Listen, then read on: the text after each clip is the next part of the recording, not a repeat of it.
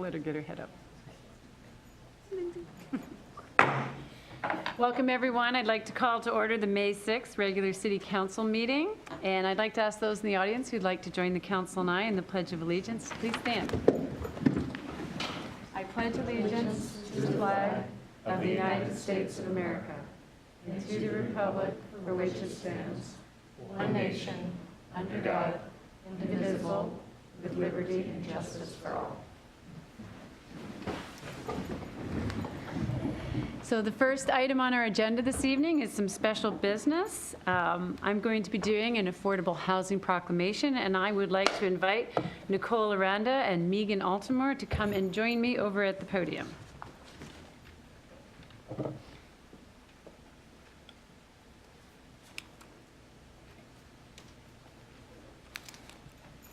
Nicole and Megan are both with HopeLink, one of our partners.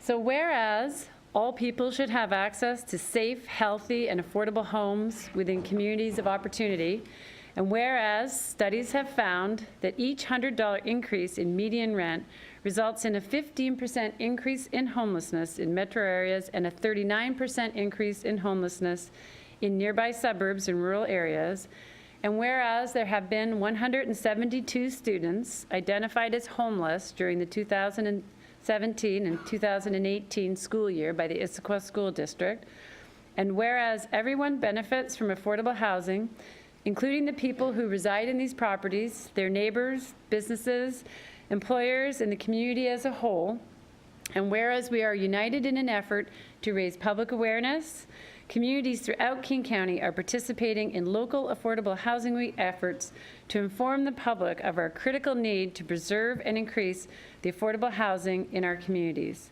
Now, therefore, I, Mary Lou Pauley, Mayor of the City of Issaquah, do hereby proclaim May 13th through 17th, 2019 to be Affordable Housing Week in the City of Issaquah, and endorse the goals, objectives, and purposes of Affordable Housing Week, and in doing so, recommit itself to ensuring that our community thrives with opportunity and that all people in it live with dignity in safe, healthy, and affordable homes. Would you like to come up and say something, Megan? Yes, thank you. Thank you, Mayor and Council and all of the guests. On behalf of the, the Housing Development Consortium, HopeLink, and all of the partners in the community, we're really grateful for Issaquah reaffirming your commitment to affordable housing.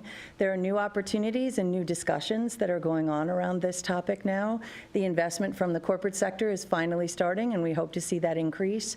And the partnership with our local cities is critical to be able to make sure that those dollars can be put to the best possible use. Every day, Nicole and I are having conversations with people whose lives are getting harder and harder as the economy continues to get better and better because it's so much more difficult with people with low resources. And not just the very low, that 30% AMI and below, but people who are our teachers, our firefighters, the story that you all know so well. So I'm really grateful to live in a city. Nicole and I are both residents of Issaquah, as well as employees of HopeLink. And so I'm really grateful to live in a city that is committed to this year after year and has really demonstrated this with the affordable housing that is here in the city. So thank you very much. Thank you, Mayor. Megan. That's for you. Wonderful. Thank you. Thanks for coming out. Thank And you. she'd like to get- Oh, Nicole, we got to get a Run picture. away. Thank you, Tisha. Thank Thanks you. for coming.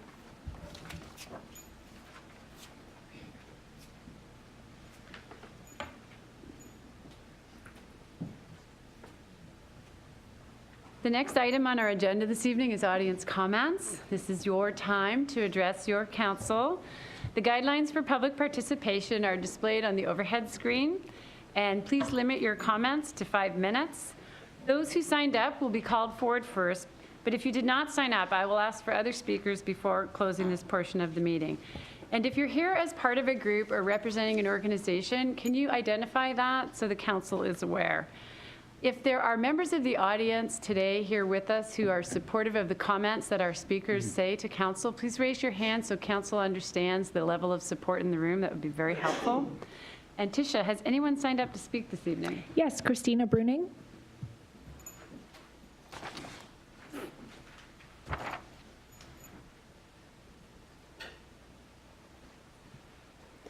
Hello, I'm Christina Bruning. I'm the president of the Downtown Issaquah Association. And on behalf of the board of directors of DIA, it is absolutely my pleasure to introduce you to Julie Martin, the executive director of the Downtown Issaquah Association. You're going to find Julie to be very engaging and very community-minded. She's been with us about a week now. She's a seasoned nonprofit professional and will be an excellent liaison between DIA and the city, our volunteers, our sponsors, community members, and of course the merchants, which I believe is going to strengthen the mission of DIA for all of us. So we all know Old Town's a vibrant place, very lively, and if you were here Saturday night, you would agree. We had well over 360 people in town, so probably closer to 400. People came down to enjoy the music, they came down to enjoy the art, and of course they came down to enjoy the wine. So our season finale for 2019 for the Wine and Art Walk is June 1st, so please save the date. Again, it's free live music all over town, plus the option to shop local. Couple things you should know. Merchants, we said we were trying to quantify what the impact is of a wine walk in town. Restaurants said 18 to 20% increase is what they see in revenue when we run a wine walk. So there's lots of new restaurants in town, so if you have not had a chance to stroll down Front Street, you have several to choose from. Starting June 1st, we even have a restaurant further expanding into dinner, so nobody's going to go hungry. Gas Station Blues. I know you guys are, that's a fan favorite. Gas Station Blues for the second year in a row was nominated for Best of Blues Award. And that is huge with the Washington Blues Society. That's going to kick off the second week of July, and the lineup is extraordinary. So just want to say thank you guys for all of the support that you individually give to us and as collectively with the city. We did many, many volunteers, well over probably close to a couple hundred volunteers for Keep Issaquah Beautiful Day. So the streets are looking good. Thank you so much. Thank you. Julie Martin. That's me. Figured Julie was going to say something. So thank you for the opportunity to introduce myself. I am, as Christina said, the executive director of the Downtown Issaquah Association. Last week was my first week, and it was a very busy one. I was able to attend a meeting at the Senior Center with the mayor and members of the Long Range Transportation Committee and hear about the upcoming plans and some of the issues with that. I met with the Streetscapes Committee, business owners, building owners, and the artist who is going to create the screening. It was very interesting for me to hear the different perspectives from all of those groups regarding the screening, including some security issues, drivers possibly hitting the new screening, and two-way traffic between the buildings where it's marked as one-way. So at the Edward Jones building, there's a lot of two-way traffic apparently that's going on. People are cutting through the back, and it's clearly signed as one-way. The Owl's Folly also is having an issue with the two-way traffic, and it is also signed one-way. And at the Shell station, we have a lot of two-way traffic where it's signed no through traffic heading towards the front street. I was delighted last week with the warm welcome that I received at a meet and greet, including the Downtown Issaquah Association board members, business owners, the mayor, the city administrator, and the deputy administrator, as well as many volunteers. I was treated to some Syrian ice cream, which I had never had before. It was quite good. They also had some Syrian pastries that looked delicious. At last Saturday's wine walk, I met many of our volunteers and worked alongside of them and found them to be very engaged community members. As a community builder and leader, I'm excited to be working with the Downtown Issaquah Association, and I look forward to attending many commission and city council meetings and participating in meaningful ways. So please save the date of June 21st for Make Music Day. We'll have musicians all over town, and it'll be quite an engaging day as well. Thank Thank you. Thank you, Julie. And Nice to meet you. I call it a gift, but it's, Absolutely. If you want to bring those to the city clerk, she'll pass them out. Thank you for coming and introducing yourself. Tish, is there anyone else signed up? Yes, Joe Werner. On up, Joe.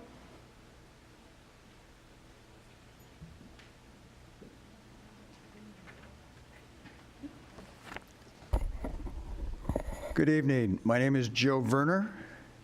Address is 1230 Oakwood Place Northwest in Issaquah, and that is the Summerhill subdivision begins at the corner of Oak Crest Drive and Newport Way Northwest. I sent the council and the mayor an email yesterday. I apologize. I forgot to attach some photos. I have hard copy today that I'll turn into the clerk when I'm done. I'm speaking tonight as an individual homeowner in the Summerhill subdivision and also on behalf of the HOA board. AA Creek, or Anti-Aircraft Creek, borders Summerhill subdivision. About 1/3 to 50% of the homes back on to the greenbelt on the west banks of AA Creek. So we have some experience with AA Creek. The gist of my letter had two parts. One is there's a heavy runoff in AA Creek in the rainy season. Always has been. There's been flooding in the yards of backyards of residents on Oak Crest Place, and there's been flooding across Newport Way. So we're glad to have the 2017 culvert to eliminate the flooding. Perhaps a way, not the only way, but a way to reduce the velocity of the water flow in the winter is to build some catch basins upstream to help reduce that water velocity. I'm not an engineer, so I don't know, but that thought has been proposed on numerous occasions and not been acted on by the city. The second item is when the culvert was constructed in 2017, the city put trees with root balls in the lower portion of the creek bed on the south side of Newport, with the root balls sticking up in the air above the creek bed. And it looks, the aesthetics are not pleasing, and we have to live with that. The city's planted little trees around there with the expectation that those little trees will become big trees and block the view. Probably won't be in my lifetime. So I asked the city, take a look at those trees again and maybe remove the root balls.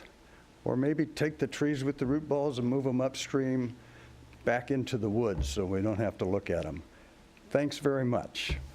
Thank you, Joe. Is there anyone else signed up, Tisha? No. And Mary's coming up to the microphone.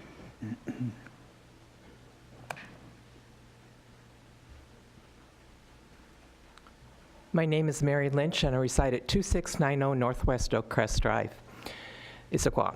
I'm back in just about a month from my other public comments when I talked about transparency and lack of notice. Once again, we got on Friday a notice that there is a major project to be going on in our neighborhood that we didn't find out, that was asking you all to vote on tonight without any first touches from you or from us, the community. Many of us spent time over the years trying to get the Aviation Creek project worked on, to get the stream slowed down. We attended meetings when this project was announced, again, belatedly to us. We walked the perimeter. When it was finished, we walked, and we still questioned the fact that, was this going to be able to handle the stream and the water coming down? In 2018, we didn't have a really high flow year for that stream, yet we find out now on Friday it didn't work. We're a little bit concerned that we never got a report. It's been taken, this project has been taken off the active project list. We can find no reports that says that it did not work, and apparently it came from not the city, but from an outside party, luckily I think it's the DNR, or the Fish and Game that's watching this. I would ask that we see a copy of that and be made public. I would ask that maybe before you vote on this in the consent agenda tonight, that it does be sent to the subcommittee or sub-council group so it can be reviewed and shared, and would ask that what is our assurance that this is going to work this time around without slowing down the streams. I'm not going to burden you with all the history. You can go back and see my public comments in 2017 that told you the history and what Joe alluded to. But we don't seem to be heard. And I am an engineer, and we have plans that showed originally when that stream was planned over 30 years ago that we're supposed to be upstream catch basins and rocks upstream to maintain the stream bed. So we have no assurance that if this 100 and some odd thousand additional dollars are spent, that we're not going to have to come back and rework it, or we're not going to have to unplug it. And I would like to have some assurance that this is actually going to work this time, because one of the reasons that this project is costing so much is it wasn't done right the first time in 2017. And now you come out for a late bid, because I couldn't even, looking back through the bid process and public disclosure, I couldn't even find this on the bid list, and I do follow that pretty closely, so I don't know how it was put out for bid, whether it was put out separately. So I would like to see this, and the other thing that, as far as accountability, this has not gone through the Rivers and Streams Board. And there is a lot of resource there. Since we've lost Peter Rosen, I don't know that we placed anybody on city staff that has the knowledge that Peter did. And that's one of the things the River Stream Board can do, is give you that additional support. And I think things like this need to go to the Rivers and Stream Board. It needs to be more transparent than it has, and hopefully I don't come back next month with another project that was not transparent. I do want to just say, as an aside, with affordability, I really think it's a good step the city's taking. I would also hope that we also start looking at more homelessness and other refuge spots that we can have in town and support our homeless, because a lot of our people are becoming homeless because of the prices. Thank you. Thank you, Mary. Is there anyone else who would like to speak this evening to council? Tina?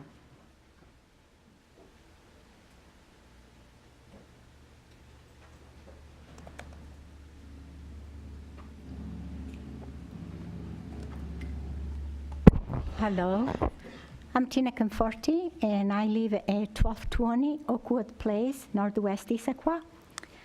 I'm here tonight to, I was taking a walk a few times and look at the difference that it's being transferred, Newport Way, all of the development going on down over there. So it's not the same Newport Way when I first moved in. But my overlook at the construction of the development, and I feel the river construction, it is very close to the road. When you have in the sidewalk for the pedestrian, and you have in the bike lane, I mean, I feel that the construction is so close already without the sidewalk, the pedestrian sidewalk, and the bike lane. What about if an accident that happened on Newport Way? I feel very sorry for the people buying the purchase the townhouse. It would be a very risky for people living over there, and an accident the car will run right into. So I don't know what you can do. It's probably nothing you could do anymore because the construction, it's already been development, that's already been taking place. But I think we should consider all of this before we start to do development. So I have another issue that I'd like to bring up to your attention. I just find out that it's a shelter place in the North Bend for the homeless people, which homeless, the North Bend consider Issaquah. It's a very small, and they have consideration for people that cannot help themselves. They did have the shelter this past winter in North Bend, at the Methodist Church in North Bend. So they did start to accommodate some of them. So I feel it is an obligation for the need of the less fortunate is emphasized in both the Bible and the city government should be taken consideration. I think the local leader should adopt the responsive policy and get support from the business people in our area. They will be the first step to help the homeless. It is to look to, in a world when we establish compassion and caring as a personal standard. The question of government responsibility, it will be much easy to answer. So I feel with all of the construction that's going on down over there, we have the homeless on the property, the Bergansma property. And I feel I took walk myself up there. And it's really messy. So who's going to clean up? Is the city of Issaquah going to take a place to clean up the area? Or are we going to be more care for these people and give them a place where to live? Thank you. Thank you, Tina. Is there anyone else who would like to address council this evening? Mr. Kapler?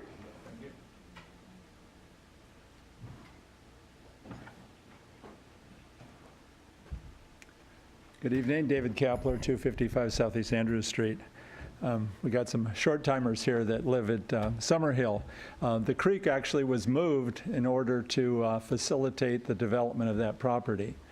And I think I don't know exactly what the configuration of it, but I imagine it wasn't a straight ditch, which it was what it's become on the edge of the development.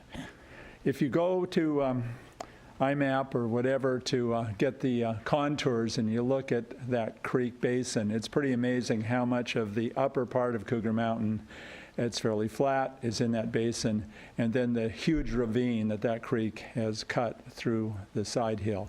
It's a small creek, it doesn't run a lot of time in the summer, but it's moved a whole bunch of material.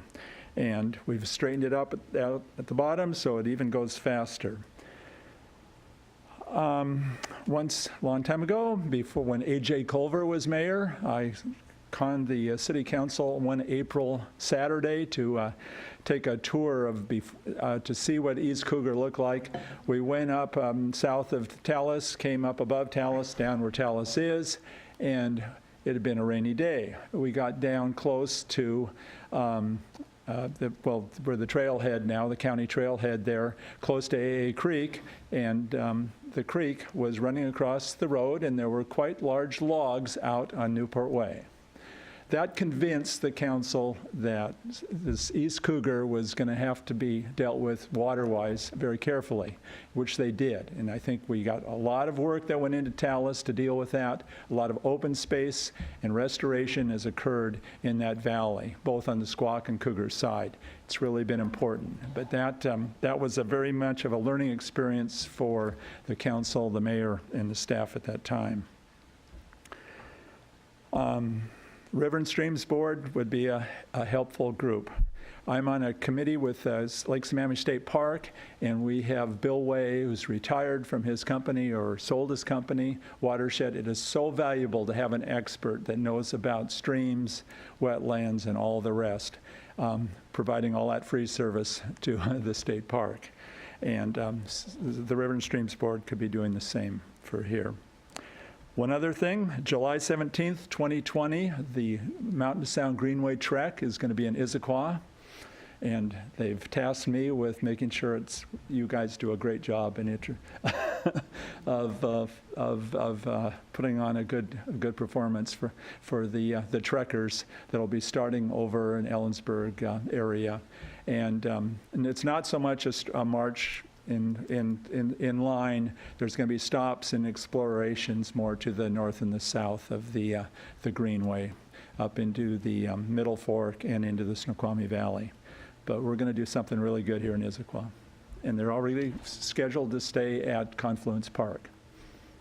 And that's, park director's got that. So July 17th, 2020. Thank you. Thank you, Dave. Is there anyone else who would like to address council this evening? Steve, come on up.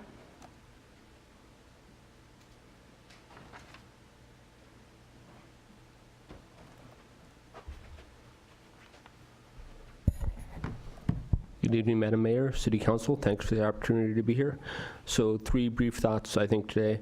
One is there's a session of City Council, good of the order session, and it seems like there's a lot of good information that comes out of that, but folks only get it if they watch the meetings. It would be good or I think useful. It's one of the few times I think the City Council talks back to the community. There'd be a good chance or a good way to gather that format and communicate or distribute it maybe through the email system or some method. I just think that would be a good opportunity. Second item, give me just a moment here. So the Front Streetscape plan, I'm glad to see the trees go up. I noticed on the billboard, though, I didn't like the language of the goal, maintain Old Town as a vibrant commercial district and enhance the community's gathering place in the future. And I think that's good, but I think a lot of people just missed the trees that were taken away, and the language we use to talk about who we are and what we value isn't being used or incorporated in who we are. We just talk about it in a business sense, and I think there's a better way of incorporating that or encapsulating that going forward. So I just want to use that as an example of how we're doing that. Third item, the Issaquah strategic plan. Made a couple of notes. The first, mobility. Getting around town is easier for people who live, work, and play here. I'd like to prioritize that we're building mobility for the people that live here. That's the group that we're responsible for. We're not prioritizing other groups. I don't think we do that as well as we should or need to. Second, growth and development. It's long been said growth and development should pay for itself, but it seems like it doesn't. I'd like a better accounting of how growth is paying for itself and what we're getting, and if we're not benefiting from that, I'd like to ask if we want to continue to grow and develop the way we have. Environmental stewardship. This goal only has 8 words in it as far as its goal. It's the shortest goal listed, but it's one of the items that Issaquah residents list as their most valued treasure. So how do we talk about getting goals, and how do we measure that natural beauty and make sure that it's retained? Examples, we've long talked about the tree canopy disappearing, yet we still don't have that measured. Once we have it measured, how do we decide how much we want to retain?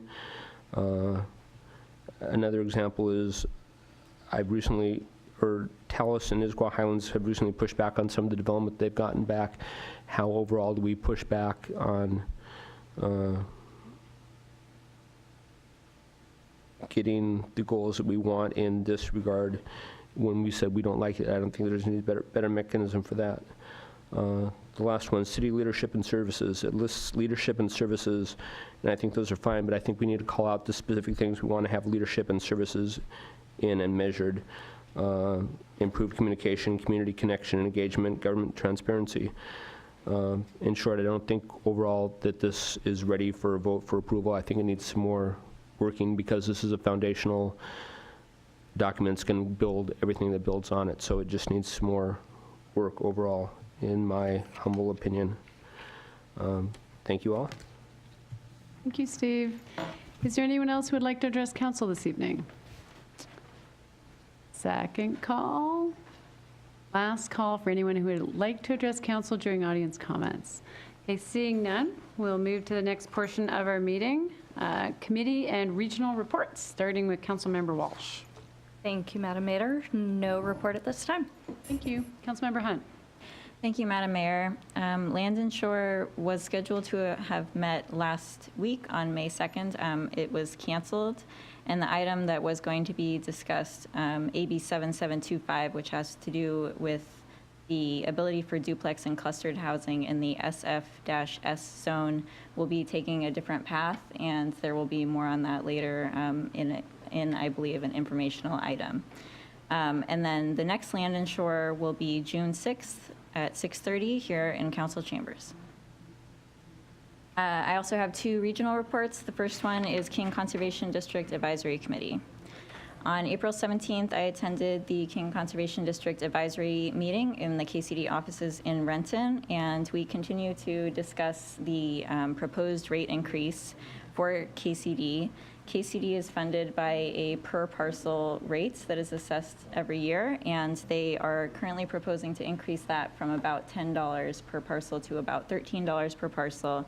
This rate increase would cover existing work that was previously covered by what they refer to as unsustainable funding or one-time funding, such as money that was awarded in a lawsuit. And then it would also fund some new funding that is in high demand in our region, such as the FireWise fire prevention program and work that they do with private landowners.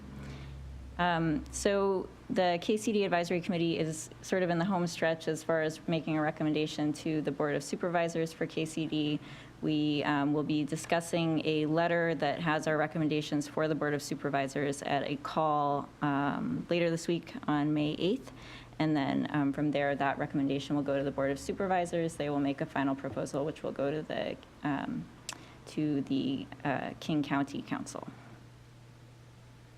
Then I have one other regional report, which is the Cascade Water Alliance. On April 24th, I attended the Cascade Water Alliance board meeting, as did Mayor Pauly. And in that meeting, we voted to authorize a contract with Bond Council for refinancing of the bonds. And this is the 2009B Water System Revenues Bond. So we also had a presentation discussing the financial implications and financial best practices around refinancing of that bond. And then we also adopted a resolution authorizing that Cascade Water Alliance do coordination of members having to do with wastewater services. And the idea there is to have more of a voice and a vote on regional wastewater issues for the members of Cascade Water Alliance, and that Cascade Water Alliance would do some of those coordinating tasks amongst the members. And then lastly, we had a robust discussion about affordability and what cities can do in terms of making rate structures for water more affordable. And a number of different changes were discussed, but basically the way the RCFCs, or the rate that water is charged by, is very sort of lumpy. So there's big gaps, and a lot of the ways that it could be more equitable would be more charging based on the consumption of actual water. So it would depend more on what water is actually used. So I think there will be more discussions on that, but we had a discussion about what cities can do. And the next meeting of the board will be May 22nd, and this concludes my report. Thank you. Councilmember Ray. Thank you, Mayor Pauly. The Services and Safety Committee is currently scheduled to meet on May 14th at 6:30 here in council chambers. At this time, there are no agenda items, and we are likely to cancel this meeting. I'm going to do a little bit of an Eastside Fire and Rescue report. On April 27th, I attended Fireground 101 hosted by Eastside Fire and Rescue. During a full day of activities, we did a forest building entry, we simulated a building fire and rescue, an automobile extraction, and an emergency medical response. These exercises really provided a valuable experience to help us guide decision-making on how we can best provide fire and emergency response services to our community. And that concludes my report. Oh, one caveat. Given an opportunity, I would really encourage all of my council colleagues to participate in Fireground 101. It is a incredibly enlightening experience. That concludes my report for real. Thank you. Councilmember Winterstein. Thank you, Madam Mayor. My first report is about the Council Infrastructure Committee. We did not meet in April, and our next scheduled meeting is May 16th. At this time, there are no items for that agenda, so stay tuned. That meeting may also not be held. My next report is on the Puget Sound Regional Council's Growth Management Policy Board. We met last Thursday, May 2nd, at PSRC headquarters in Seattle. There were 5 items on the agenda, and we only got through the first 3, which is a first. It tells you something about the criticality and magnitude of the policy questions currently on the table. And in fact, we may add a second meeting in June to handle the work so that we can get the draft vision out by July. The first 2 items that we addressed on Thursday were run-throughs and Q&A about the economic and regional collaboration chapters of the vision update. And the third and most lively item was a review of the feedback on the draft supplemental EIS, plus board discussion about the 3 growth alternatives, one of which, or a variation thereof, will become the recommended regional growth strategy and vision. So staff gave a high-level summary of the feedback, but since the comment period had only closed 2 days prior, it will be at the June GMP meeting where we'll receive the details and a deeper assessment by staff. They did receive 148 letters were received, and 83 of which came from cities, counties, other councils, state agencies, and other organizations. And the other 65, I presume, were from individuals. They did say that support for the transit-focused growth alternative clearly received the most support. Now, the vast majority of the discussion on Thursday was about possible regional growth strategy. It focused on the PSRC staff's proposal to possibly amend the transit-focused growth alternative by adjusting up the planned growth in urban, unincorporated, and rural areas. Now, both King and Pierce counties asked for such considerations, but for slightly different reasons. There was some tepid support and a lot of strong opposition to the idea. The truth is that some unincorporated areas themselves are already or will become urban-like because of vested development rights. It will happen. And so there was a lot of conversation about that. I personally believe that they should either annex into cities or incorporate themselves and plan and accommodate for growth and other similarly sized jurisdictions do within the 4-county planning region.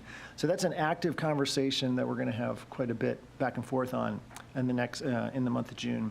There was also discussion about the one measurable downside to the transit-focused growth alternative, which is the displacement of lower-priced homes and small businesses in proximity to station areas. And honestly, there's some as yet to be identified ideas have to come forward if we're going to mitigate the impact of this growth alternative on the people and businesses already in proximity to station areas. That concludes my report. Thank you. Councilmember Goodman. Thank you, Mayor Pauly.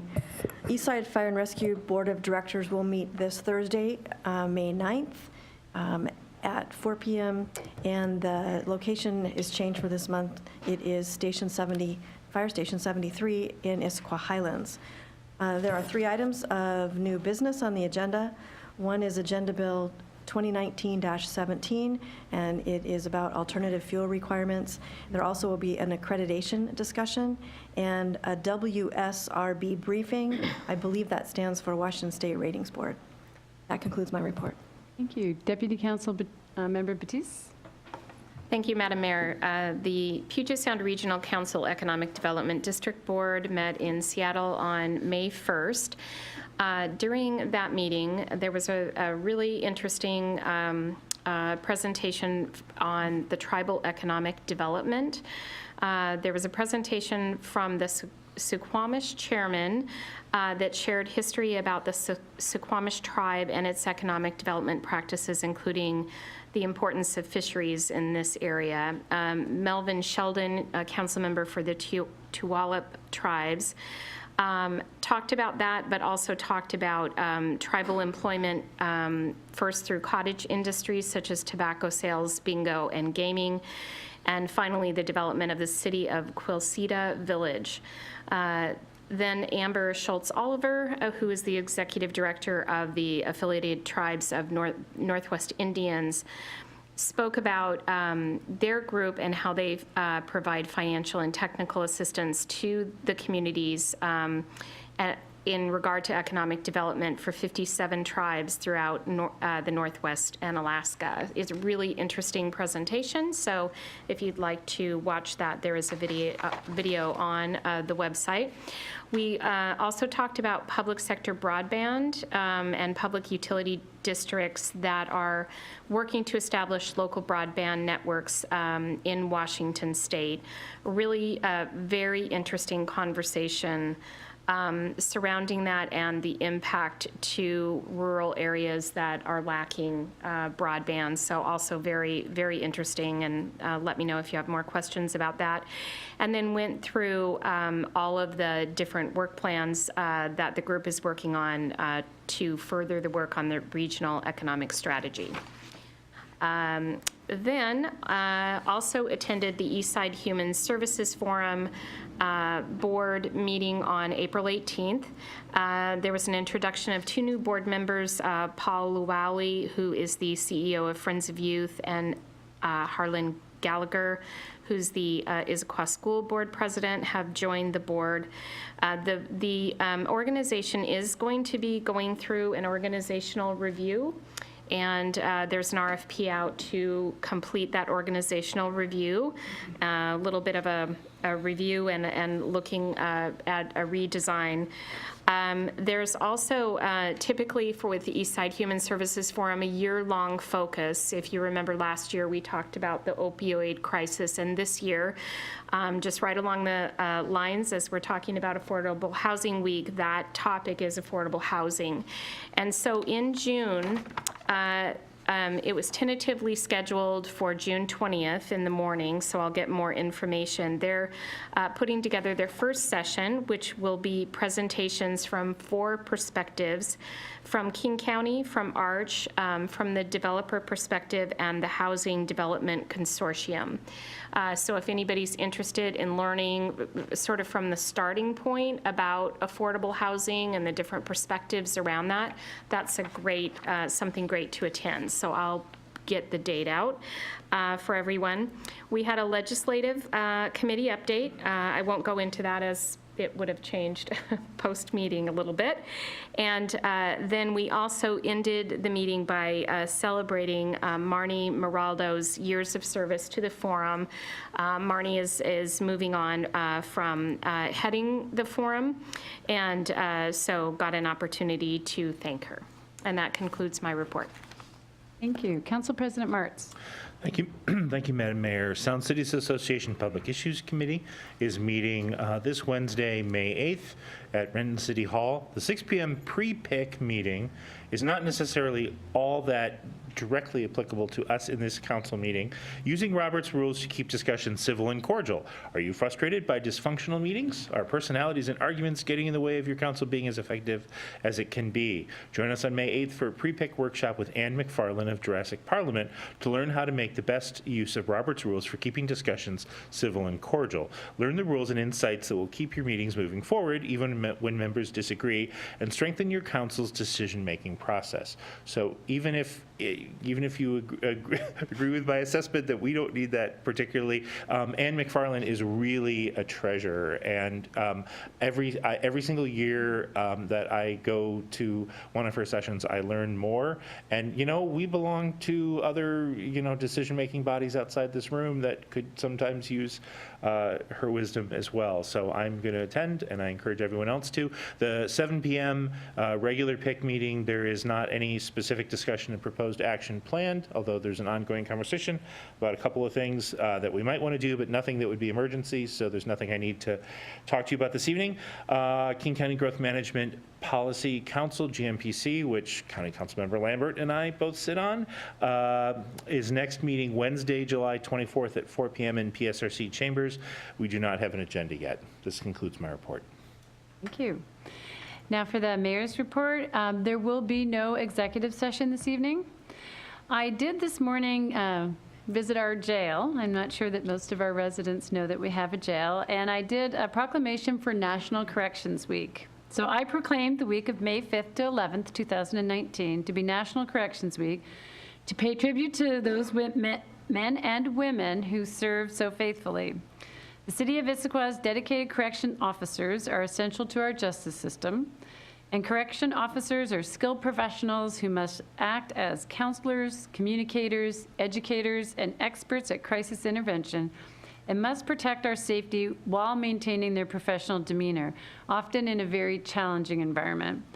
And all are committed to a common goal, the secure, safe, and humane operation of our jail facility, where employees work to reduce future crime to change an individual criminal's behavior. So I'm issuing this proclamation this week at a series of department meetings, and I'm trying to catch every shift at the jail because they do work 24 hours a day. I'm really excited to talk about the Green Globe Award that the City of Issaquah and the Trust for Public Lands recently received. So the city and the trust were recently honored as leaders in open space conservation for their efforts to preserve land on Cougar Mountain, also known as the Bergsma property. Both organizations jointly received the 2019 Green Globe Award, which I brought with me tonight. That's in the script, but did I really bring it? I think I forgot it, so I will have it at the next council meeting. It's pretty cool. This award is King County's highest honor for local environmental efforts. And I'd like to thank our City Council, the Trust for Public Lands, Save Cougar Mountain, not sure if we have any Save Cougar Mountain t-shirts here today, the Save Cougar Mountain Group, and all the other community members who helped make this effort come to fruition. I also wanted to give a bit of an update tonight on the city administrator recruitment. So as most of you know, our city administrator, Emily Moon, will be leaving us in August, and we will be hiring a new city administrator later this year. So I will be trying to provide the community with regular progress updates on what's happening. We've hired a consulting firm. We're working with Karis Consulting, and they're spearheading our recruitment process. We are doing some stakeholder interviews over the last 2 weeks with our senior leadership team, which is our directors and managers in City Hall, and also with individuals and with members of our City Council. The purpose of the interviews is to gather input as to the qualifications of the ideal candidates that we are seeking. The job announcement was posted live on the Karis website at karisconsulting.net on May 3rd, 2019, and applications will be accepted until June 12th. The city is also advertising the position on its website and social media accounts for additional exposure. A public engagement survey will run parallel with the other advertising strategies through June 12, 2019. Any city staff and public who wish to provide input into the hiring process are encouraged to participate in the survey, which can be found on our website in the next coming days. The city's first review of applications will occur on June 19th, and hopefully a first round of interviews will be scheduled for July 10th. Finalist rounds of interviews are tentatively scheduled now for July 25th. So mark your calendars. We'll have a public forum to meet the finalists, and we hope that will be occurring on July 25th at 6 p.m. in the Eagle Conference Room at City Hall. The next Coffee with the Mayor will be on Sunday, May 19th from 2 p.m. to 3:30 p.m. at Anchorhead Coffee, located in the Tallis neighborhood. And I look forward to meeting with any community members who would like to come for that coffee.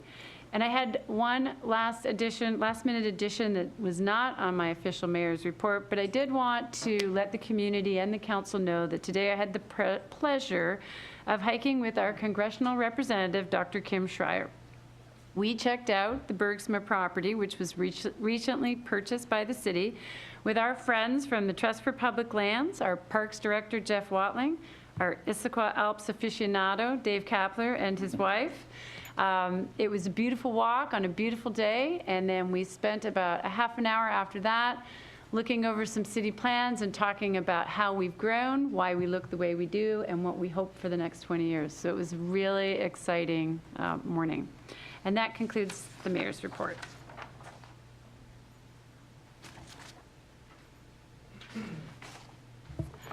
Proceeding to the consent calendar. The consent calendar was distributed to council in advance, and if authorized, the items on the consent calendar will be considered together and approved in one motion. Have the payables and payroll been reviewed? Yes. Thank you.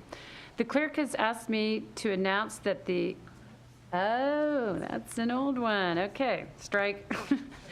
Does any council member desire to remove anything from the consent agenda and consider it under regular business? Councilmember Hunt.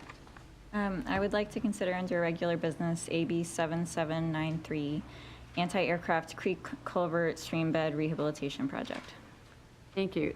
Any other council member wishing to remove any items down to regular business? Okay. Motion to approve the consent calendar as amended? Madam Mayor, I move we adopt the consent calendar as listed in tonight's meeting agenda and subsequently amended. Second. It's been moved and seconded. All those in favor say aye. Aye. Those opposed? Okay. just check in with the city administrator and city clerk. That item can be moved down to any location on it. I'm thinking of putting it first under regular business and saving strategic plan, but I'm looking for head nods to see if that's acceptable. Shoulder shrugs, head nods, sounds good. So we'll move that to the first item under regular business. So moving to, did we vote? Okay. I didn't ask for the nays. Then the first item under regular business is AB 7793, moved down from consent calendar. Councilmember Hunt. So Some questions? I did. I wondered if it would be possible just to have a brief overview of what the bill is first, so that just so we're all on the same page. Would that be possible? Or alternatively, I can ask my questions that I asked in my email. Sure, I think staff's prepared to answer your questions this evening. Okay. Bring Sheldon Lynn up then, or just have Councilmember Hunt read your question? I'll have Sheldon come up, and he and I will help to address the questions. Okay, so this is regarding the anti-aircraft creek culvert streambed rehabilitation project, which we had a number of comments on in the public comment, and we've had email also about. And my first question was about one of the options that's in the agenda bill is sending to CIC, or Council Infrastructure Committee, and this would cause a delay of less than a month because it could go to that committee and then go back within May. And so I wondered why that, or what possible consequences there would be for doing that, to have conversation on the issue. So the reason this item is in your packet tonight is because the requested amount for the contract is above the mayor's contractual authority, her procurement authority. If it was below that, it would not be in your packet tonight. This is a maintenance item that's required as a condition of the permits. And we have available budget to complete the work within our maintenance budget. But our purchasing rules do require that we put this out to bid when it's estimated to be close to or above a certain dollar value, and that we seek council approval if it's above the mayor's procurement authority. Because it's not policy related, because it's just the final phase on a project that has already been approved by council, and those improvements accepted by council, this isn't normal protocol for us to run it through a committee. Okay. And then similarly, why didn't this go to a commission, for example, a Rivers and Streams Board? Same answer. It's a maintenance project.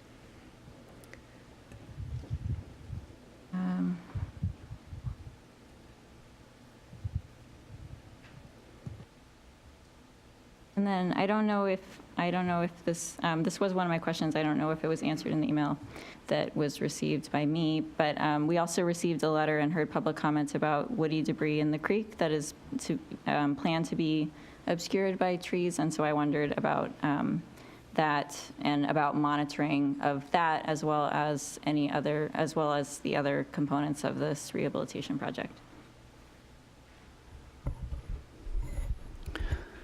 The monitoring and maintenance of the mitigation for the fish passage elements, which includes the large woody debris and so forth, is done on an annual basis as part of the requirements under the core permit, as well as the HPA. When things are displaced or... Sheldon, can you spell out HPA? The HPA is the hydraulic project approval permit that Washington's Department of Fish and Wildlife grants the city. And the Corps of Engineers also issues a permit for work within the waters of the state. And so those permits required us to do mitigations for fish passage, which includes the large woody debris, the gravel within the channel, the gravel within the culvert. All those elements are integral to the fish passage issues that were required under the project. We are required to monitor and maintain those as they were permitted. This project just maintains those as they had a washout within the culvert of the gravels. So if I understand correctly, it's monitored and maintained on an annual basis. by the We have an operating line item in the PWE budget where we do that for a number of different sites. This is one of them. Okay. And then is that information about the monitoring available in a format for council or for interested public? In this case, it was a field visit that was done with Fish and Wildlife. I don't believe there's written record except for the fisheries folks saying that we needed to replace the gravels within the culvert in accordance with the hydraulic project approval. Okay. Sheldon, just a follow-up on that. If there is just email correspondence, is there just something that we could send to Councilmember Hunt if she's interested in? Certainly, if there is email correspondence or written correspondence, we'd be happy to send it to her. Thank you. I am going to make a motion so we can consider this in the format of, or in the context of a motion. So I would move to refer to the May 16th, 2019 Council Infrastructure Committee for review and recommendation, returning to the full council on May 20th. And then it also says impact. This would delay the award of the contract. The second? I'll second for discussion I was purposes. going to say, if nobody seconds, can't even talk. It'd be good to talk. Thank you. Okay, thank you for seconding. So I wanted to talk about this item because firstly, there seems to be a number of questions about it and about it appearing on the consent agenda so that there wasn't that visibility. So for my purposes, discussing it and having these questions answered is a step in the right direction and addresses part of my concern. I also think that this is a little bit different than a number of bid awards that council considers, firstly because it's a revision based on the previous work not fully meeting the needs of the project. And then also, one thing I noticed is that the award amount is much higher than the estimate. So it's double at the lowest, and then the other one was about 4 times the estimate. And so I thought it also has implications for us as we consider maintenance projects and things like stream maintenance as we have developments go in and making sure that we do have the funding, because as Sheldon or Emily said, we do have the funding currently in the maintenance budget for this project, but it seems like we may need more funding for these sorts of projects and to make sure that we are maintaining all of our various restoration and associated projects. Thank you. Other comments or questions? Councilmember Ray. I think it is good that we're having an opportunity to talk about it. This is an issue that the public has angst about, and I think we need to address that. I think this particular agenda bill, which is the award of a contract that's gone out for bid, and we've gone through the entire procurement process, I'm not sure that we would change the outcome if we went through a committee process. That being said, I think more information about what we are doing and why we are doing it and how that impacts the community around the anti-aircraft creek would be helpful for the community. But in this case, I don't see how sending it to committee changes the outcome of the award of this contract. Are there other comments?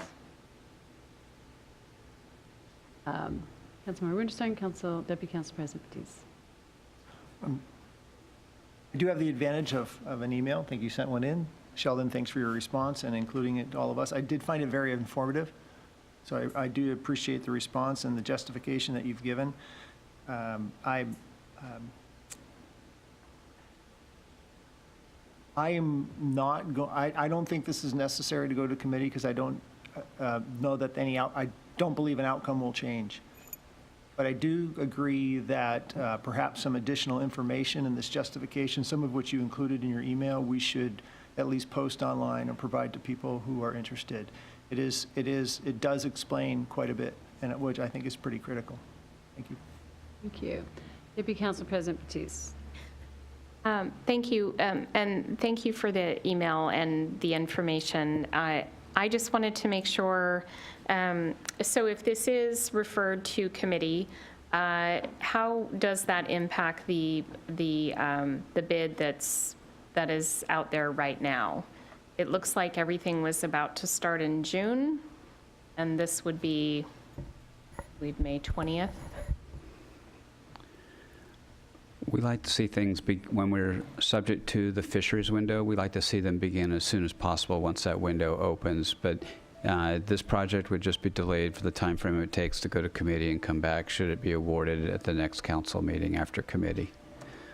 Okay, so no big problem with... No, the work should be able to still be accomplished this season. Okay, and the window is like... I believe the it's like beginning- June 15 to September 15 or something like that. I haven't read the permit myself, but I know what typical windows are. Thank you. Other comments? Councilmember Goodman, Councilmember Walsh. Thank you. So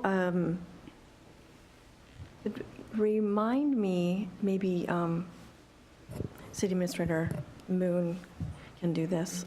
Remind me where we are on, I think we were going to do a pilot about maybe changing our process a little bit. Explain where we are in that process, and if this is, well, just explain that, where we are for the council and the public, please. Sure, we're in the middle, I'd say. We haven't fully implemented, we haven't officially implemented yet. What we have been doing since council gave us feedback both in, over the course of February, starting with the workshop that we held, and then subsequent to that, we have been incorporating that feedback into our practices, which has meant we have put more effort into evaluating whether particular agenda bill items are good candidates based on the feedback we had received, the discussion on criteria you had given us for consent agenda, for referral to committee, or for full council, either special business, regular business, or part of the work session or committee of the whole. And trying to be more deliberate about putting particular items onto the consent agenda, which were more routine in nature, fit in different classifications. Contract bid award was one of those categories. And we will be continuing to make that transition over the next several months. We are planning to come back to council soon to lay out that plan, and expect that we would begin the study session format in September.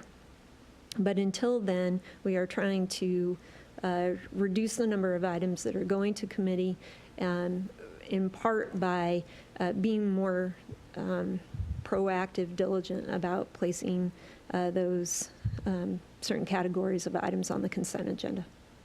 Thank you. I appreciate that. So I think I'm going to support the motion. And the reason I'm going to support the motion is because we, as Administrator Moon said, we are sort of in the beginning of the process of trying some new things. And our community expects a high level of involvement with its local government. And there have been questions about this, and I haven't heard anything that would cause me to be concerned about a short delay of sending it to a committee so that there can be more visibility on it. The community in that area of Newport Way has just really been assaulted over the past few years. So I would support a little bit more visibility on this project. Now, that so said, I want to make it clear that I also believe that we need to work efficiently. And there are many items than we have had in the past could go on the consent agenda so that we can be more efficient. But there are exceptions every once in a while. So I don't want this to signal that every time something comes to the council with a one touch on the consent agenda, that I'm going to support sending it to committee in the future. But because we are just entering this pilot process and because I want to see how that goes. I don't want to send the community the message right now that if you come to our council meetings and an item is on consent agenda, that it's not touchable. So I appreciate the comments and concerns of the community. Councilmember Walsh. So Sheldon, I wanted to say thank you for responding to the council member's email. I think those were very succinct answers and good for the community to hear as well. However, the two main things, if I heard correctly from the community, were that they wanted to make sure that whatever is done there is going to solve the problem, to make sure that the water is streaming at a slower rate, and when there is a big amount of water, and then also that the fix isn't going to be washed away again. And I haven't heard answers to that. So I think that's important, whether it comes back to council in CIC or not. It's really important to get those answers to the community. So I would appreciate that, either direction we go. Thank you. Any other comments? Council President Martz. So I respect that the administration was attempting to do what council asked it to do in the streamlining of how we handle council business in front of us and to avoid many-hour council meetings. But I think that there's a critical enough mass of council members that would like to have further conversation about this that I'll be supporting the motion this evening. Deputy Council President Batiste. I'll be supporting the motion this evening. My question about whether it would, from a timing perspective, it doesn't sound like there's a delay. And we do definitely have some questions that have come from the community. So I'd like to see this go to committee. Councilmember Ray. As important as I think it is to be transparent, as important as I think it is to be responsive to our community, this is an extremely dangerous precedent. This is the award of a small contract that has already been gone through a procurement process and a vetting process. And so we're going to set it up where we're saying if we get public comment, we're going to take a contract that's been already vetted, already procured, already ready for award, and we're going to pull it and we're going to put it in committee. There has got to be a better way for us to communicate what we are doing than using this policy and legislative body to provide information to the community. And I am all about transparency and I am all about community engagement, but this is not, this agenda bill is to approve a contract and award a contract. This is not to vet whether or not we're doing this right, and that's your job as the administration to do that. And if I don't have confidence in you and I am doing this level of oversight, I think we are overstepping, and I just think it is the wrong decision to make. That's likely going to get a few more hands in the air. Councilmember Winterstein. Thank you. Thank you. Sheldon, I'm going to ask you to fill in a little bit of information for me. I'm reading from the agenda bill that's in the packet. Substantially all work will be done inside the culvert itself. What's going to be done inside the culvert? We're going to replace the gravel that was washed out, gravel/cobbles/boulders, which are designed to slow the velocities within the culvert for fish passage. We're also going to install some log baffles within the culvert to hold the gravels and cobbles in place as the next high flows come through. That was something that was not allowed previously, and the fisheries has now said, yeah, that's a good idea to put those in there to hold the gravels in place within the culvert. It does not impact the culvert's ability to pass the stormwater flows. And thank you for that, and if I understood your email correctly, or correct me if I'm wrong, what you're going to do now, it was part of the original design that we had proposed? As we were working through the design issues with the Corps of Engineers, Fisheries, and the Muckleshoot Indian Tribe, we wanted something inside the culvert to hold those gravels in place because we understood how high the velocities are that come out of the steep ravine. Mm-hmm. That they didn't get put in because? They didn't want us to put baffles in the culvert at the time. Okay, so that work on the stream was designed, it was done, there was a design put in a culvert. It wasn't what we thought should have been done, and I believe that design was one that had gone through some public review, including Rivers and Streams. Is that what you were saying? That is correct. This went through Rivers and Streams as it was being designed. Okay, so what we approved and what we asked for didn't actually get, we weren't allowed to do that per the issuers of the contract. I guess that was, the permit, thank you. That was Fish and Wildlife and/or. That's correct. We were influenced by others. Okay, and so that design didn't work, and now they've come back and said, you need to fix that. That's part of your requirement to maintain this culvert.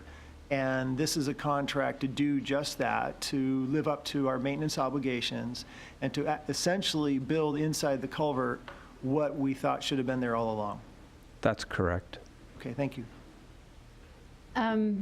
So we'll leave this open for dialogue for a little bit longer. I wanted to just ask a question for you to think about, and that is, what is it that is missing? Is it the notification to the community that the work is coming? Is it a project update to council? Because so much of that would determine what format we would use. And what I'm hearing is, I'm hearing some council members say they would like the community to get answers to their questions. They would like the community to know that the work is coming, but maybe the committee format isn't the way to do it. So is there any suggestions of how the council would like to proceed with this? And if not, then we will go to vote on returning it to committee. Councilmember Winterstein. Point of order, isn't the motion to send it to committee? Yes. So that's the question on the table.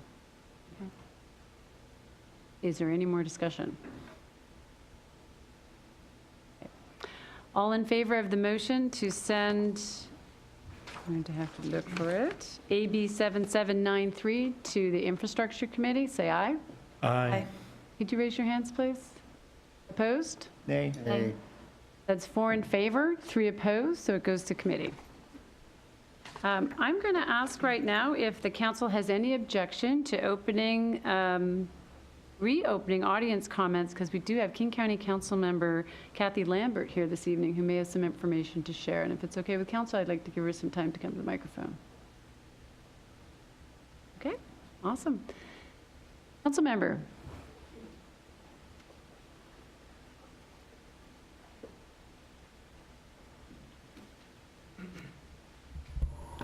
Thank you for inviting me to have this opportunity. I appreciate that. I just want to give you a heads up on things that are happening so that you can be aware of it. First of all, I want to congratulate you on your award. That was very exciting, and you deserved it, and it was very fun to be there to watch. And the pictures turned out great, by the way. So I wanted to talk to you a little bit about Vision 2050. And Vision 2050 is being done right now by the Puget Sound Regional Council, and it's tantalizing reading. And so there are some concerns in here that I think you need to be aware of. One of the things I'd like to read to you is the development of the patterns. And one of the things is the role of high-capacity transit station areas, including questions about whether they are considered the same as light rail stations or regional growth centers. So I am very concerned that the east-west growth of our county, you are the first people to be the east-west corridor because you're the first to get light rail, hopefully in our lifetimes.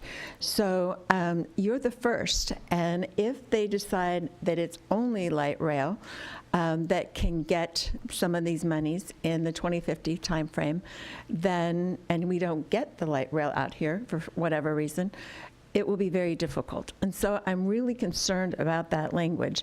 And it needs to be broad language, that if you have bus rapid transit, if you have frequent stops on your bus line, so that you can be the masters of where you want your growth to be in your cities.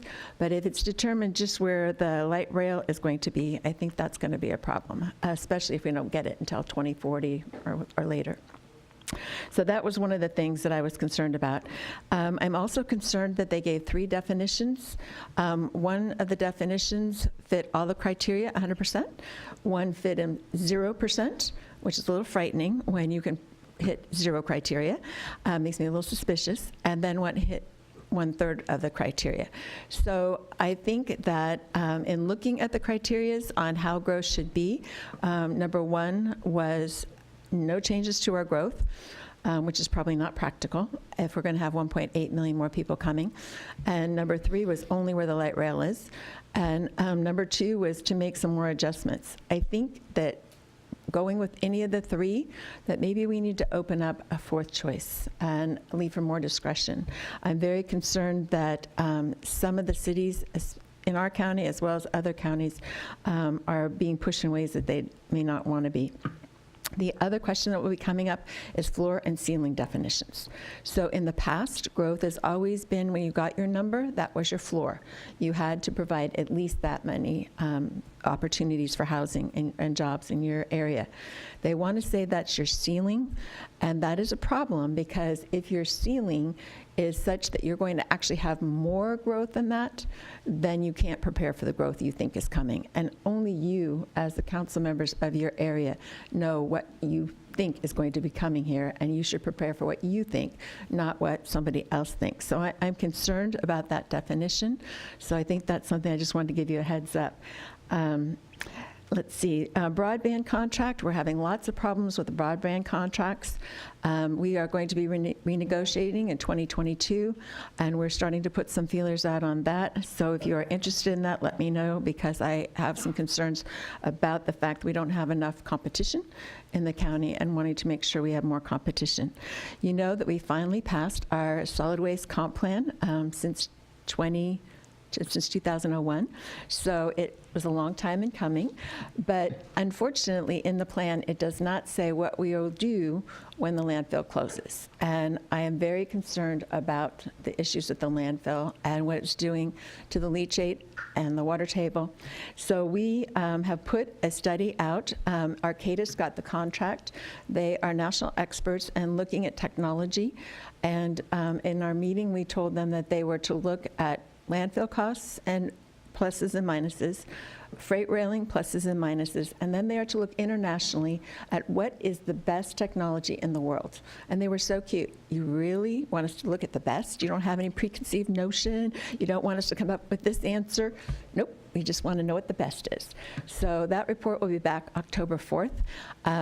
The executive and I are in complete agreement about the study, except for one point. And that one point is he would like to wait about 10 years to start it, and I wanted to do it 10 years ago. So we're going to have to look at what is the right timing for using this technology, and I think our experts will be able to give that to us. And I think that was the only things I wanted to tell you about. So do you have any questions for me? I don't think so, but thank you, Councilmember Lambert, for the update. Much appreciated. Thank you. Thank you for that, Council. Our next item under regular business is AB 7749, Citywide Strategic Plan. The ask tonight is to approve the resolution. So I'm excited to announce this item. The Issaquah Project Plan was first introduced at the April 2018 council meeting, and over the past year and a half, or past year and a little bit, was developed and refined with extensive input from the community, city staff, and the council. This work will culminate in the adoption of the plan, hopefully at tonight's council meeting. I'd like to ask Sustainability Director David Fujimoto to make a presentation. Great. Thank you very much, Madam Mayor and council members. I too am excited to be here tonight, and hopefully you are as well. It's been a body of work working on this, the city's first ever citywide strategic plan. And so I did want to take a moment and thank the project team that's been involved with this. It's included our city administrator, Emily Moon, as well as Micah Bonkowski and Megan Curtis Murphy. It was backed up by support from BDS Planning and Consulting. Gabriel Silverplatt is here with us tonight, but there was also Dan Losick and Brian Scott, who were key players in the project. I also want to thank you for your time and dedication on the work on this project. It's been a considerable time and attention on your part, and we've definitely appreciated the thoughtful conversations that have been associated with that, as well as the input and the work that's been done by staff, and then the feedback from the community, which is really the driver for this plan. When we started this process for the strategic plan just over a year ago, we had outlined a number of goals for the project itself, and they really stem from some past conversations that this council and administration had had about moving towards a more strategic approach in our work. And that's not only a best practice, it's a way that we wanted to go in order to help refine our focus. It was about better aligning our efforts and focus towards a clear vision and a strategy for how to get there. And we also knew that at its core, it needed to be driven from community-based priorities. And so we followed an approach that helped us to kind of illuminate that and to gather that content. It also is intended to provide for a more deliberate, forward-looking, and informed strategic decision-making. And so that we could also understand an overall context for that work. And then we knew that we wanted to make better use of performance metrics to evaluate our progress and to make refinements and adjustments as we go forward. And then finally, we know that this is ultimately an important communication tool back to our community about where we're going, where we want to be, and how we're going to get there. Likewise, the community engagement process was very critical to this overall project through a variety of means and methods, whether those were focus groups, meetings in a box, community pop-ups, a whole series of different dialogues and charrettes. We received more than 1,650 community responses, and those responses occurred throughout the process. So we started at a broad engagement process up front, but then also had multiple ways of engaging the community and stakeholders throughout and as we went forward with the project itself.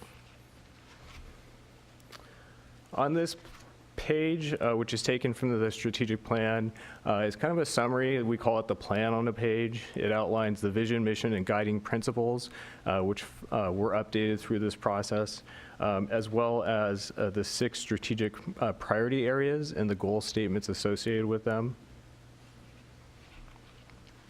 As I mentioned, there are those 6 community-driven strategic priority areas around mobility, growth and development, environmental stewardship, social and economic vitality, city leadership and services, and infrastructure.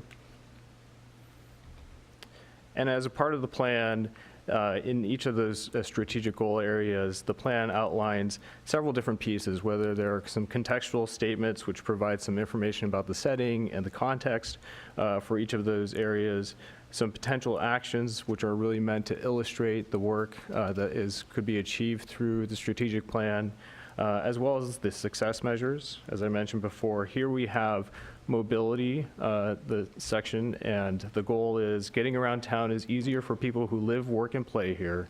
And there are 3 different objectives that are outlined and 4 different success measures. Growth and development is another strategic priority area, and the goal statement here is that growth is proactively managed, planned, and communicated in a responsible way that retains our strong sense of community and livability. There are 4 different objectives that we've outlined through this process in this area, as well as 3 different success measures.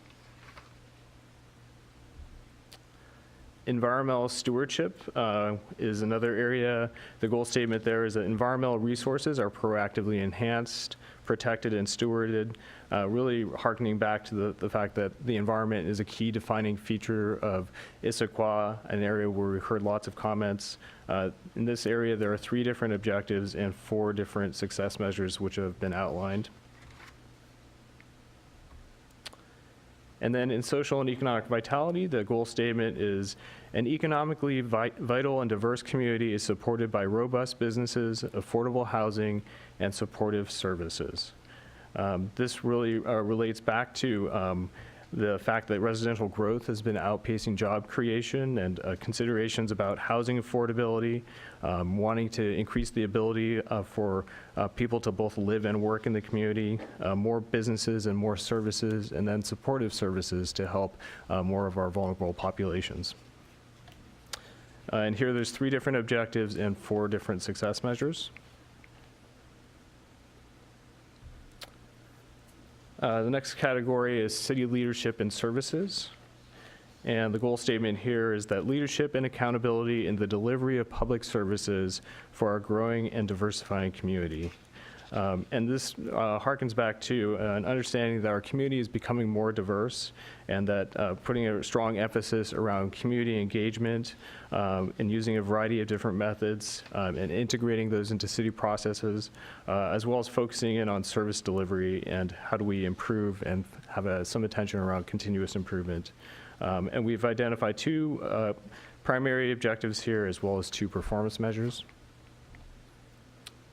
And then finally, infrastructure, and the goal statement here is an infrastructure system that is planned, designed, built, and well-maintained, supports current and future community needs. And this is really that the infrastructure provides the underpinnings of the local economic vitality, the environment, and our daily lives. It's a core function of the city. And the city has leveraged its growth in the past, and we really need to put some additional emphasis on planning for the future. There's just one objective into this one, but it's significant, and it's putting plans and resources in place to consider operations, maintenance, replacement of infrastructure throughout its life cycle, and really kind of planning for that future ahead. And there's 2 different success measures that were outlined as part of this as well.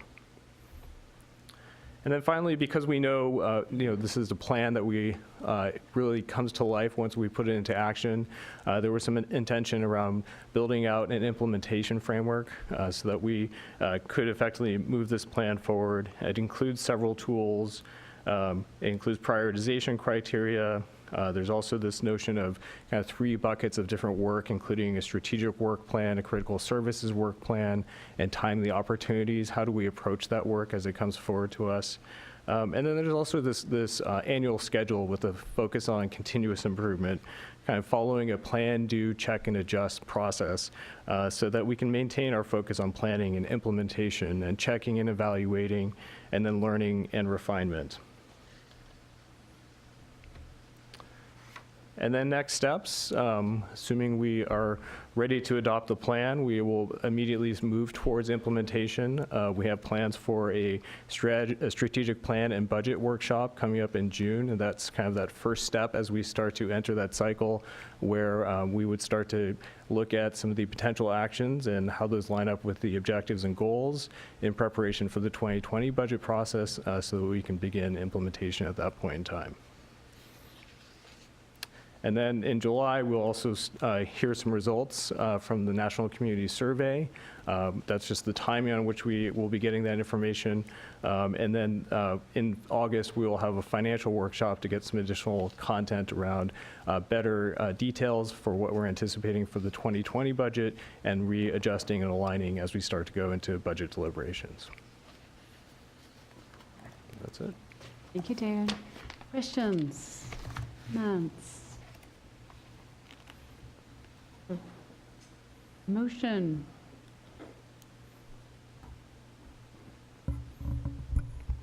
All right, caught flat-footed here, I apologize. Yes, I'd like to make a motion. I would like to move to adopt resolution number 2019-04, adopting our Issaquah, the city's strategic plan. Is there a second? Second. Moved and seconded. Is there discussion? I was going to say, come on, 15 months, there's got to be discussion. Councilmember Winterstein, Ray, and Hunt. Amenities.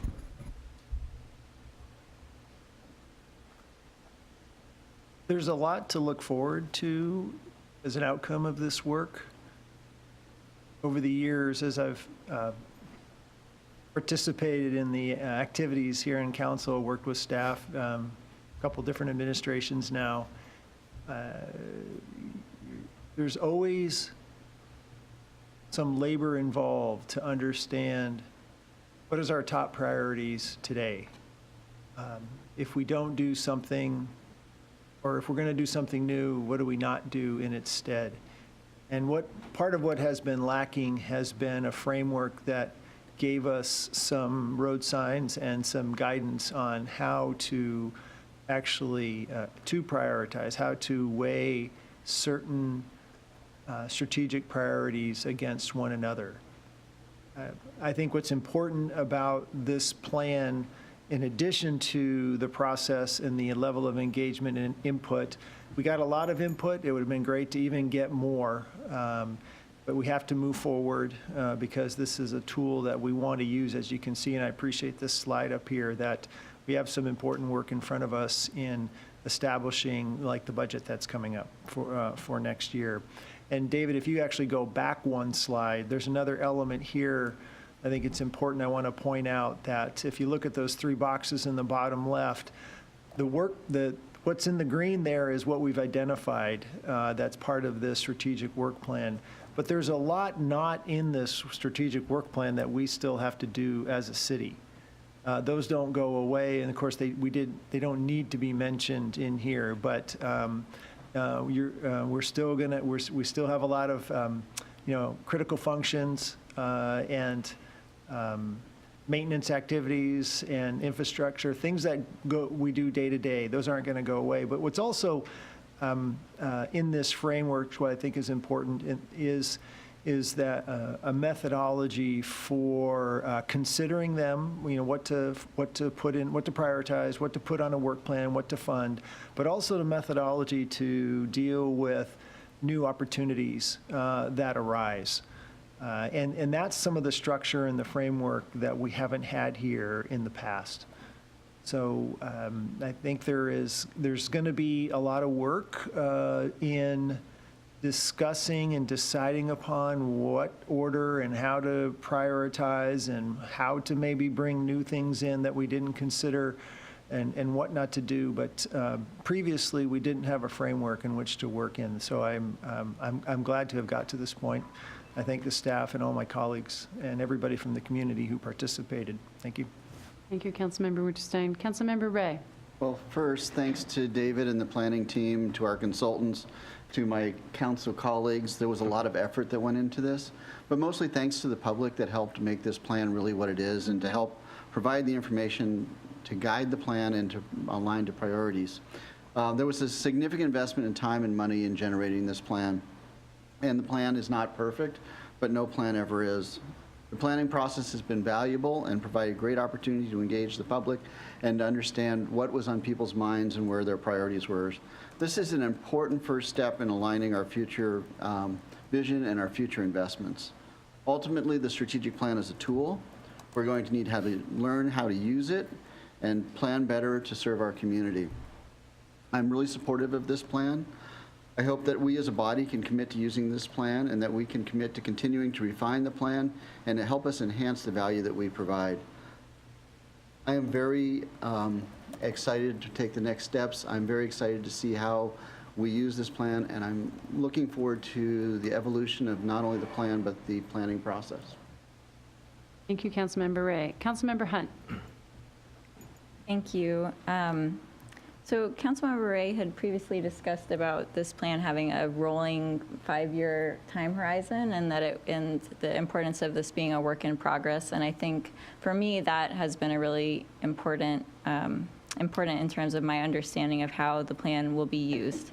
I have and have been concerned for a while that this is a plan that sets community expectations, and at the same time we also know that we probably cannot do all of the things in the plan within the time window and that the plan will change. So this is a work in progress, and it sets expectations, but it also hopefully sets the expectation that this is what our current council hopes to do, and then with time, as budget realities affect what we can actually do, and as well as when they're over time, as the council changes and our priorities change, the plan itself will change, and it will be a living document. I think we are going to learn a lot from using this in the budgeting process this year. I'm excited to see how it affects our budgeting. I think that as we developed the plan, over time, the plan sort of became more detailed, and I think that the budgeting process by its nature will involve more refining and more selecting and more prioritizing. And so I think as we use the plan for budgeting, we'll really see how it gets to work. And so I'm excited about that. I also wanted to make sure to thank everybody who participated in the plan, especially we did get a lot of public comments and a lot of public input. And so I wanted to acknowledge all of that, whether it was excited, disappointed, hopeful, all of the comments that we received. They were all very helpful. And even as late as this evening, we had comment on the plan and that it wasn't finished. And I think for me, it is really important that this is not a closed book, that we're gonna close it this evening and then we're gonna put it on a shelf and we're gonna look at it every once in a while. It's actually gonna be a living document, and we will update it, and future councils will update the plan. So I'm excited to see how this plays out in budgeting, and I'm supportive of the plan, and thank you for all of the work, and also thank you to the community who really helped shape the plan. Thank you, Councilmember Hunt. Deputy Council President Batiste? So I am really proud to have participated in the city's very first strategic plan for the city. I think the plan itself is ambitious, and I think that it is going to evolve over time. But I believe that having this strategic vision is going to be a very useful guide for years to come. And I also, to echo Councilmember Hunt, see this as a living document and something that will evolve and grow over time.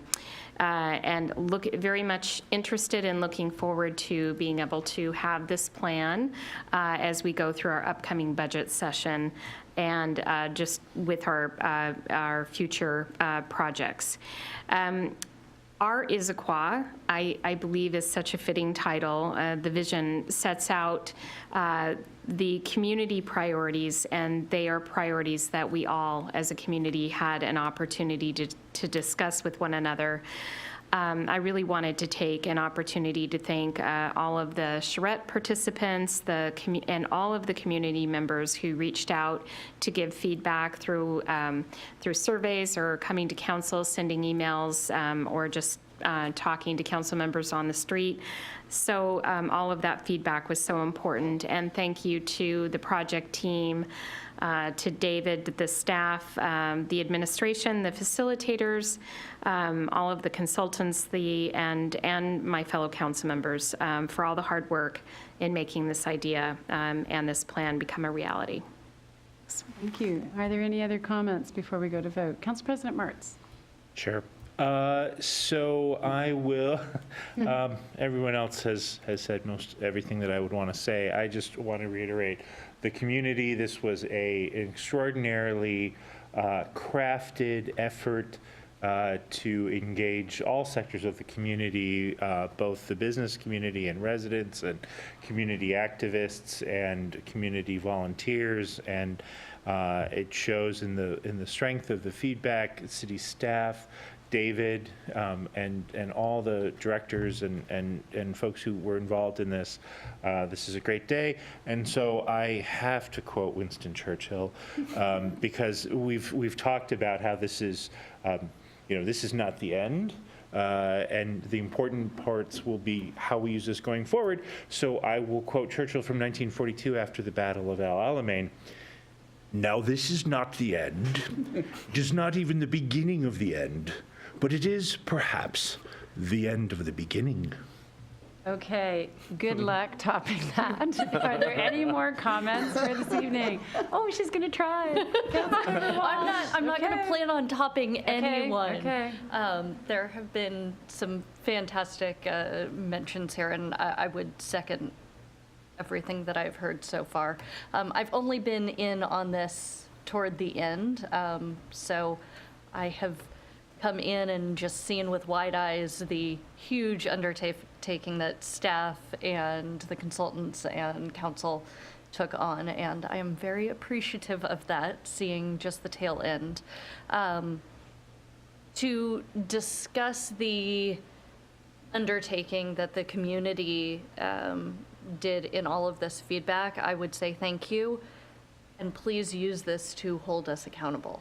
The goal here is that we heard the community's input and condensed it down into a strategic plan that we are then going to use for policy making and budgeting going forward, and also performance measures to measure our effectiveness of that. Please hold us accountable, use that, bring it up. We want to make the community proud with our use of this document, and calling the community to continue to be involved in that, I think, is essential for us making that a reality. Thank you. Are there, Councilmember Goodman? Thank you. So I agree with all of the comments of my fellow council members. I have asked for and pushed for and was told we were going to work on and get a strategic plan all the way back to early 2012, I believe. And so this is an exciting day that we have a plan that we can vote on. I agree with the evolving document. I agree with all of the feedback and the thank yous to everybody who was involved, and very much looking forward to how we use the document. I will say, however, and I want to make sure that I say it on the night of the vote, that I have a couple of concerns. One is that it is very broad, and I think we should have done a better job of being more disciplined about making this a narrower plan. That's one of my concerns. And the second concern is related to that, and that is that I am hoping that this doesn't become an annual sort of de facto goal setting, which is what we used to do a few years ago. And when we get together for a day and all of us sort of jockey, lobby, whatever you want to call it, for getting things prioritized for the following year based on what we think is important. And the reason I'm concerned about that is because I believe the plan is broad enough that we can almost argue that almost anything is important. That's my concern. But again, I want to reiterate that I am excited that we have a plan, and I'm excited that we are going to use it very, very soon as part of our first budgeting session. So I'm absolutely in support. And again, I want to thank everybody for all of their hard work and involvement. Thank you. Any more comments? Awesome. So if there's no further discussion, all those in favor of approving resolution number 2019-04, adopting our Issaquah, the city's strategic plan, please signify by saying aye. Aye. Those opposed? It carries unanimously. Thank you. That is the end of a very large year-long project, and I appreciate all the effort that you put in and all the effort that the community put in. Well, did you want to add something? No. Okay. I was thanking those guys. That's a thank you. Yeah. There you go. We are now into good of the order. Do council members have anything for good of the order? Councilmember Winterstein? I did have one of those. Okay. I'm going to admit up front that I have not taken the time right now to watch the Land and Shore meeting, so I don't know what kind of discussion had. But there's a topic concerning the single-family suburban zoning, and I was wondering if in this forum I could get an explanation of, I could hear, what happened and why it may be coming a different route. That'd be great. Did you want to start with the chair? I'm open to anybody, even staff. Okay. We could hear from city administrator, and we could also hear from the chair. So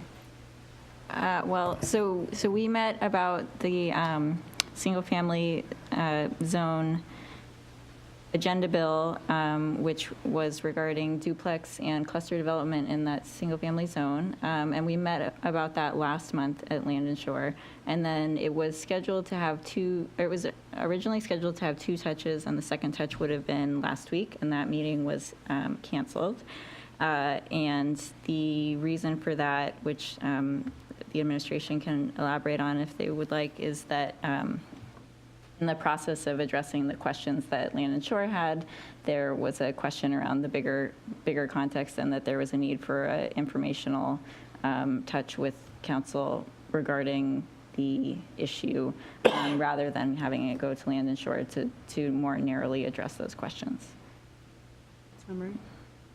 There. Administrator Moon, did you want to add anything to that? I think it's good.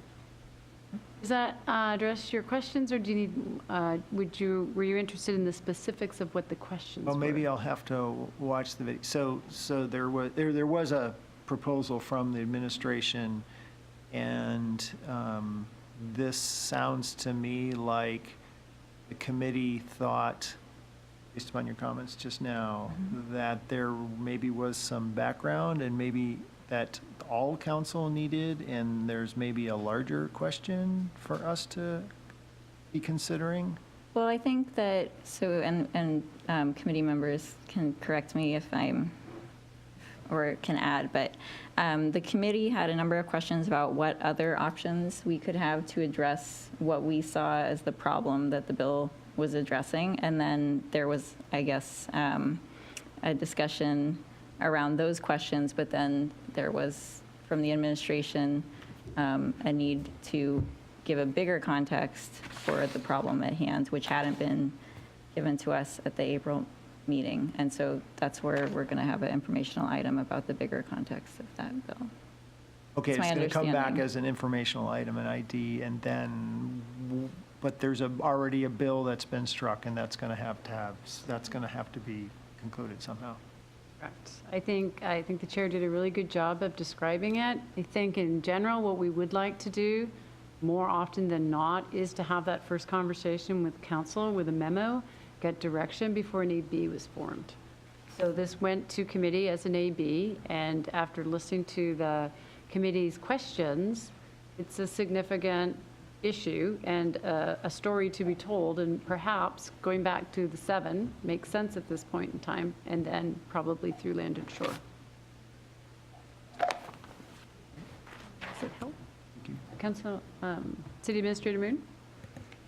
Thank you. I think the intent right now is, as the mayor discussed, to bring forward an ID memo, which will provide hopefully a little bit more of this context that has been desired by committee members and I'll say others. And that is typically how we would want to start a policy discussion, is to bring forward a memo.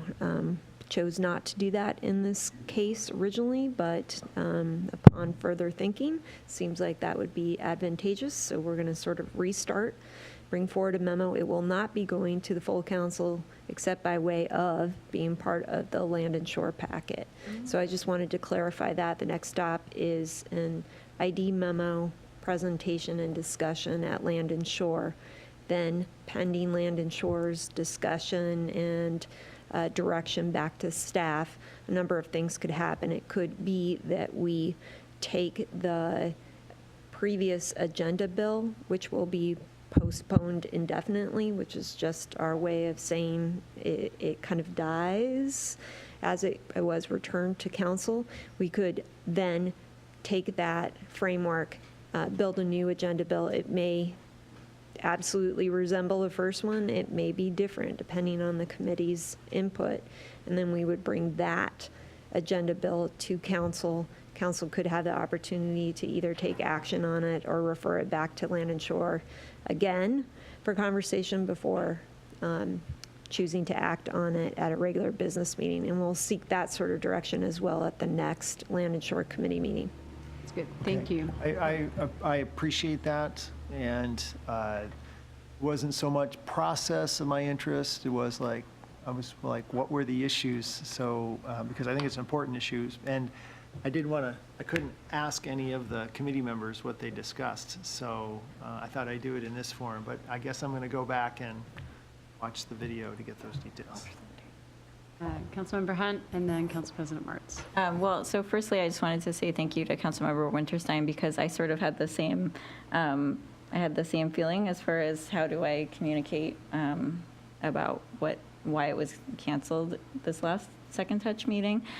So I appreciate the opportunity to discuss it. And I think one thing that was important to me was that we discussed so two things. Firstly, letters were sent out to all of the property owners in this zone. And so that was done before the AB went to the Land and Shore and before council considered the AB. So that part of the process has been done, and there's also extensive comments back from the community about about that bill. And so that's all in the documentation of that last packet for April. So I think whatever we do with this bill, it's important that we take into account all of the public feedback that we got on the initial bill. And then the other thing is that one of the questions that came up was about how many parcels are actually affected by this. And in my subsequent discussions, it's not only the parcels, but it's how big they are and how many you could divide them up into. And so the extent of what's possible under the current zoning versus under the zoning that is in the proposed change was not clear, in my opinion, to the committee at our last meeting, and hopefully will be clarified to a much greater degree when this returns to us. Add those. Council President Martz. Just to put a little bit more color to it, I'll just quote from the minutes from the meeting. Need more info about how we can better address the concerns of the Sycamore neighborhood. The committee would also like to better understand the specific concerns of the Sycamore neighborhood residents. Any other comments on that one? Any other good of the order? I have a couple of meeting updates. May 13th, the council work session will be here at 6:30. It has 2 items on it right now: Pavement Management Program Overview and Transportation Capital Project Funding Plan. May 20th, regular council meeting, 7 p.m. here in Chambers. Potential agenda items are council rules of procedure and community fund update. There is no executive session this evening, and so there being no further business, the meeting is adjourned at 8:52.